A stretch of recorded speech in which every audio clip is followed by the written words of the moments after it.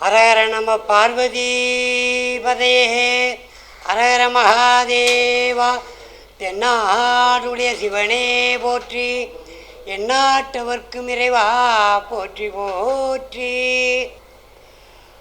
அன்பார்ந்த சிவனேய செல்வர்களே, ஸ்ரீ தமிழ் பக்தி சேனலுக்கும் கோடான கோடி வியூவர்ஸ்களுக்கும் உங்கள் ஜோதிட ரத்னா வாக்கு சித்தர் சிலட்டூர் சிதம்பர குருக்களுடைய முதற்கண் வணக்கத்தையும் தெரிவித்துக் கொள்கிறேன். அன்பர் அழகான ஒரு கேள்வி கேட்டிருக்கிறார். திருட்டு பிள்ளையாரை வணங்கினால் பலங்கள் அதிர்ஷ்டம் கிடைக்குமானே. மனிதனுக்கு ஆசை என்பது அளவே இல்லை. அதிலையும் அடுத்தவங்க காசு ரெண்டு சாப்பிட்டுமே ஆனால் அதில் இருக்கிற திருப்தி வேறு எதுலேயும் கிடையாதுன்னு நினைப்பான். அதை விட அவன் காசு சாப்பிட்றத விட அவன் காசு திருடி சாப்பிட்டாங்கன்னா ரொம்ப விசேஷம் நினைப்பான்.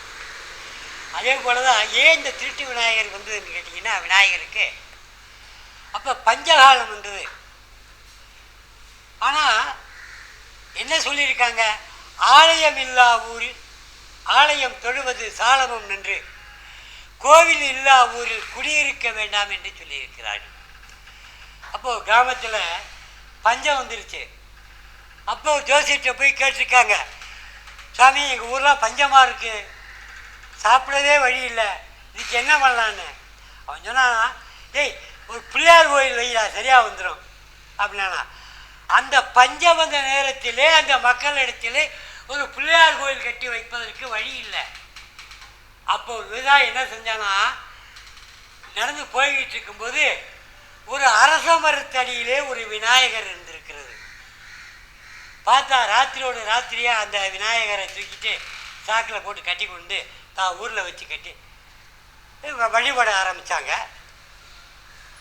அந்த விநாயகரை வழிபட ஆரம்பித்த பிறகு மும்மாறி மழை பெய்து அந்த ஊர் விவசாயம் பெருகி செழிப்பானது. ஆகையினாலே அவர் என்ன சொன்னார் கேட்டார், இந்த பிள்ளையார் பிறகுதான் நம்ம ஊர் செல்வ செழிப்போடு இருக்கிறது. ஆனால் இந்த பிள்ளையார் எப்படி வச்சுன்னா, அரசம் நான் திருடி கொண்டு வச்சேன், அதனால இது திருட்டு பிள்ளையார் தான் அப்படின்னு கிராமத்தில் சொல்லுவாங்க. அது வழக்கமாகி இன்று எல்லாரும் பிள்ளையார் திருடி கொண்டு வைக்கலாமான்னு கேட்குறாங்க. தாராளமாக வைக்கலாம், வழிபடலாம். அந்த முழுமுதற் கடவுளான அந்த விக்கினங்கள்லாம் நீக்கக்கூடிய அந்த விநாயகரை செல்வம் வீட்டில் தங்க வேண்டும் என்று சொன்னால் எப்படி வழிபடலாம் என்று கேட்கிறார்கள். விநாயகரை வழிபடுவதில் ரொம்ப எந்த விதமான சிரமங்களும் இல்லை. ஒரு அருகம்பிள்ளை வீட்டில் வைத்து நீங்கள் வணங்கினாலே ஆனால் அந்த விநாயகரை வழிபட்டதாக அர்த்தம். 14 செல்வங்கள் விடும். அடுத்து விநாயகருக்கு பிடிச்சத எருக்கு, அது வெள்ளருக்காக இருக்கலாம், இந்த எருக்காக இருக்கலாம். அந்த எருக்க மாலையை சாத்தி கூட நீங்கள் தாராளமாக விநாயகரை வணங்கலாம். நான் ஏன் எருக்கு பதிலாக சொல்லுறேன் கேட்டால், உள்ளே முள்ளால் எடுக்கணும்னு சொல்லுவாங்க. எருக்கு விஷம்.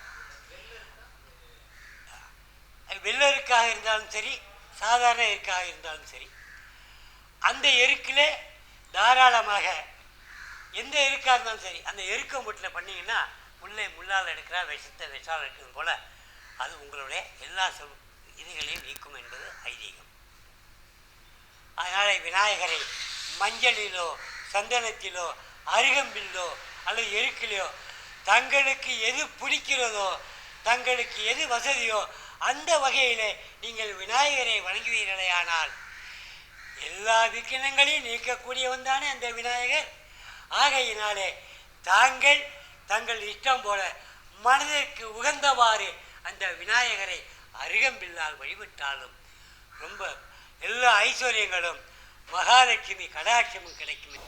ஸ்ரீ தமிழ் பக்தி சேனலுக்கும் அதனுடைய வியூவர்ஸ்களுக்கும் உங்கள் ஜோதிட ரத்னா வாக்கு சித்தர் சிலட்டூர் சிதம்பர குருக்களுடைய மனமார்ந்த நன்றியையும் ஆசீர்வாதத்தையும் தெரிவித்துக் கொள்கிறேன்.